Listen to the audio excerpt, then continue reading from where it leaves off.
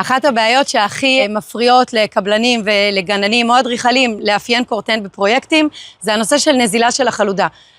אנחנו פותרים את זה באמצעות כמה דרכים. אפשרות אחת זה לשים רגליים למיכלים, כל המיכלים שלנו מגיעים עם רגליים 5 סנטימטר וחתיכת פלסטיק שמונעת שריטות. בריצוף, ברגע שיש הגבהה ושיפוע תקין שמבוצע בקרקע, אין שום בעיה שהחלודה תשתף והיא לא נשארת ככתם.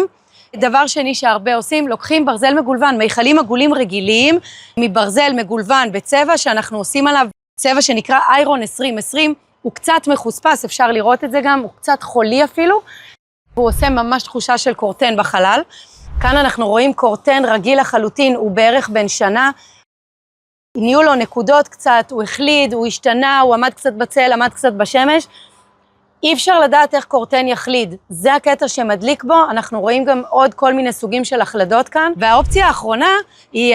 להשתמש בלקה איכותית, במקרה הזה זה של חברת שחמורוב, זה חומר דו-רכיבי, צריך לקבל מהם ייעוץ לגבי איך להשתמש בו, אבל אנחנו קודם כל מיישמים אותה אחרי ליטוש, צביעה וייבוש וניקוי, אנחנו מביאים את החלודה למקום הג'ינג'י שאנחנו רוצים, ואז משתמשים בעוצר חמצון, קורטן לא ימשיך לעבוד, ועליו שמים את הלקה, יוצא מהמם וממש מומלץ לעשות את זה בפרויקטים גדולים.